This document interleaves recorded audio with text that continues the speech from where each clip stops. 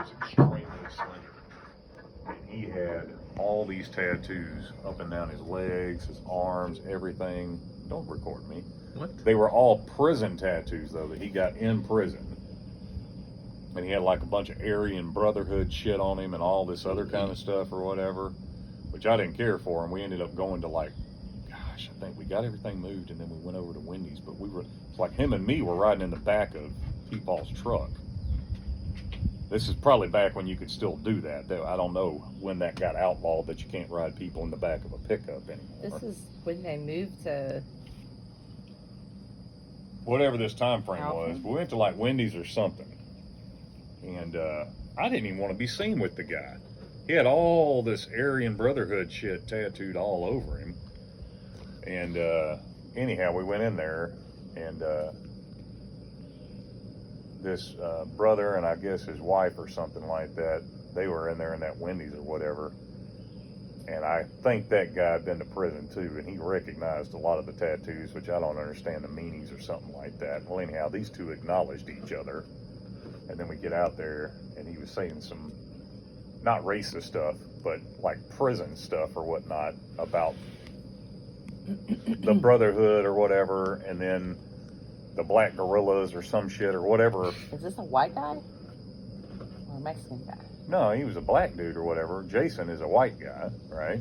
Oh, okay. Well, anyhow, I guess he recognized that guy's tattoos from prison, and that guy had recognized his tattoos from prison or whatever, and they acknowledged each other. They were on the opposite sides. Is that what you're saying? In prison, I guess they were, but they acknowledged each other, and there wasn't any problems. And he was telling me this, that, and the other, and then he was telling me about this tattoo on his leg and what this meant. And I was just like, I don't give a shit. Get me the hell out of here. Yeah. We've moved the couch or whatever. Let me move on with my life.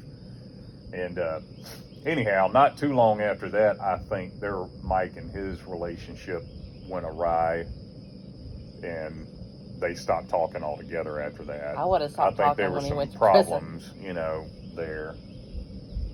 But anyhow, me and that guy, let me back up. That's why I said I was going to go forward, and then I was going to back up a notch. So then there was another night, and me and that This dude. is after the incident at the the IHOP. after the IHOP incident. Well, anyhow, this is back before he went to prison, and he was differently shaped. I pointed that out earlier. He was very heavy, and I think every time I'd ever seen him, except for that last time he was drunk, every time I'd ever seen him, and just belligerent. You would like to call him full of life, but he was just over the top belligerent, Anyhow, I almost got in a fight with him at Meemaw and Peepaw's house, and Mike broke it up. But everybody was going to come over. I didn't invite them. All of Mike's buddies from the pool hall and wherever else. I'm trying to remember the story. To Meemaw and Peepaw's house. Where were your daddy and Melanie at? I have no clue. They were Florida probably there. I don't know. But they were all coming over because they were all going to play a card game. And I can't remember what it was, but it was popular at the time. Whether they were playing spades or what, whatever they were playing.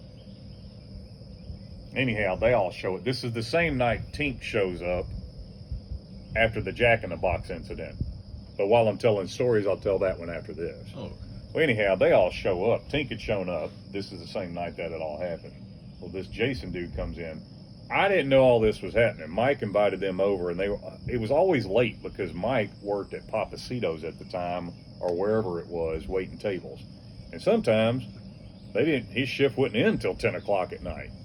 So you were working out, everybody would meet at 11 to work out, or like they would come or over, right? And Tink was working down there at Legends as a bartender when he got that job, Jordan. Jason comes in, and the other guys had come in, but I was laying on the couch, and I remember I was asleep.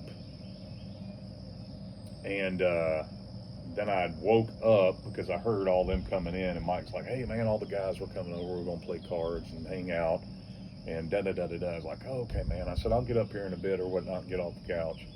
And I was just laying there, and that Jason guy, all I remember, because I wasn't remembering too much, I was still just kind of waking up, like I'd already fell asleep or something on the couch. This is already like 10 to 11 at night, already. And this freaking guy apparently, he just hops over the edge of the couch or whatnot because he knew me, and I guess he thought we were friends, which we were not.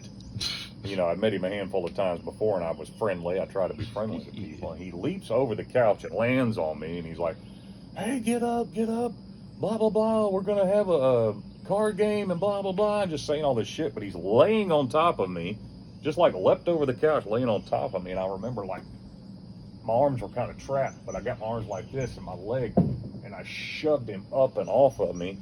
And he kind of hit the table and landed on the floor or whatever. And then Mike jumped over there, and I got up and I was fixing to crack him. And Mike had already leapt over there or whatnot and gotten Jason back. He's like, "Well, what's his problem?" Mike's like, "Man, what the fuck are you doing?" You know, and Mike got on him or whatever. Mike was good because he did look out for me to keep me from getting in trouble with fighting with this guy and me on Peepaw's house or whatever. But he's also, I think he realized that his friend's an idiot, and he was trying to diffuse, like, "Man, calm down." "Well, no, you jumped up. What are you doing?" You know, and anyhow, he diffused the situation or what have you, and so like grabbed me by the shirt over Dad the was a couch. hothead. I probably was back then, but Was.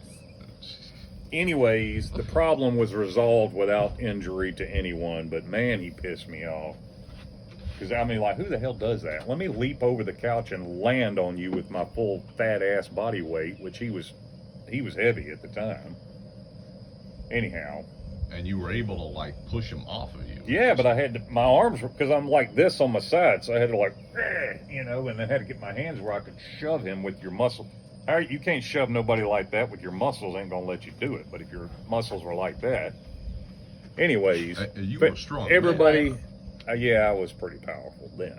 I'm an old, worn-out man now, as you can tell. I'm crippled. I'm hobbling everywhere, son. He's videoing this whole thing, dear, like this is I don't know if you were at your reading strongest rainbow. then. I think when you were in your 30s, you were at your strongest.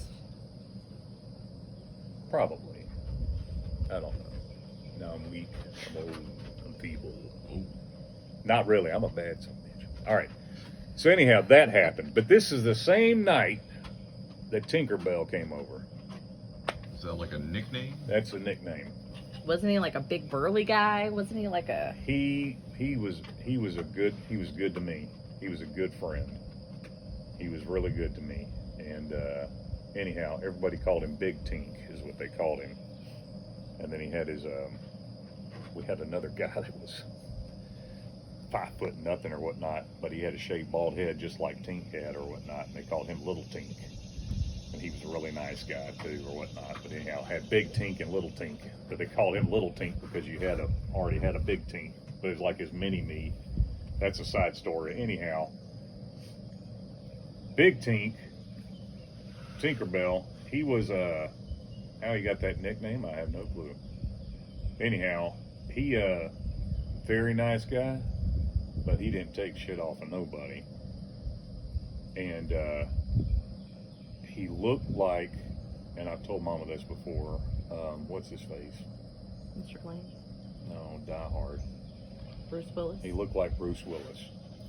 Literally in the face, similar nose, everything. He looked like Bruce Willis, but a amped up version of Bruce Willis. Well, anyhow, just like all of us, I guess, when we're young, we make stupid decisions on purchases. He didn't own a car. He had a CBR, I think is what he had. At the time, this particular version of it was the fastest production-made sports bike that you could buy at the time. Do 200-something miles an hour. Well, anyhow, he shouldn't have bought that. He should have bought a car. Because what do you do when it rains? What do you do in the winter? You know, but he didn't care. He really wanted it. He still lived with his dad. And he was in his late 20s at the time. And anyhow, he was coming over there that night too to play the cards and everything. He comes in the door and he's wearing a shirt like this. It's a white shirt. He comes in the door and he's got his Jack in the Box because he's the one that introduced me to the Jack in the Box egg rolls. And me and him, we were in his dad's Dodge Dakota, a silver Dodge Dakota after Legends, and we went there. And he said, "Hey man, you want something? I'll buy for it." I was like, no, I said, I'm not hungry. He said, you ever had one of their egg rolls? And I was like, what? A fast food egg roll. Yeah, whatever. And I had one, and I was like, holy shit. And he's the one that told me, you got to try it with the buttermilk ranch dipping sauce. Anyways, he wasn't wrong. So he comes in the door with Jack in the Box, riding his motorcycle up there, and he's got a shirt on like this, and it's covered in blood. Not spilt high C. I mean blood, man. It's covered in blood. And his arm's torn up, and he's bleeding. And the first thing everybody thought was like, oh God, Tinkerbell, you wrecked your damn motorcycle up here or something like that or whatever, man. What happened? Where did it happen? All this stuff. Everybody's like, are you okay? He's like, everybody get out of the way. And he walks in and he puts his food down. He's like, I'm fine. I didn't have a wreck. Now everybody's like, okay, tell the story. Why are you covered in blood? What happened? He said he pulls up through the drive-thru, makes his order. Then he pulls up to the window and he's waiting for his order on his motorcycle. Now, mind you, he's got to take his backpack off and he's got it sitting on the tank or whatever while he's sitting on his motorcycle, and he's going to put his food in it and put his backpack on and drive home. Well, this guy behind him, and I guess he had a buddy or two in his car, they were probably high or just assholes. They bump with the front bumper, they bump his back tire, and he goes, ooh, and he jerks and steadied himself on the motorcycle like he almost fell over. And he turns around and looks at him or whatever. This is him telling the story, and I'm doing the best I can to remember it in detail. And the guy was like, oh, sorry, he's got his wheel here, he's like, oh, I'm sorry, or whatever, all like that. And he's like, oh, okay, all right. And he waves at the guy, like, okay, no problem. Well, anyhow, he's digging through his backpack, and the guy does it again. And then he quickly turns around, and him and his buddies are laughing, looking at each other, laughing or whatever. And the guy's like, oh, I'm sorry, but he's laughing.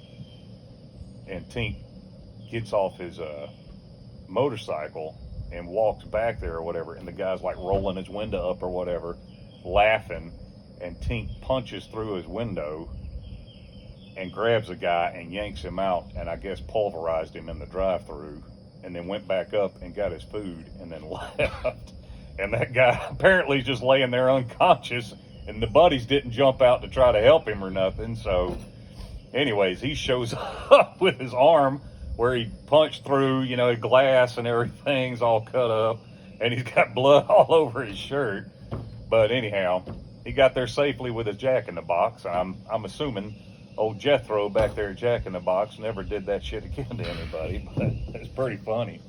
It's terrible, but funny, They were probably high thinking they were just having a good time.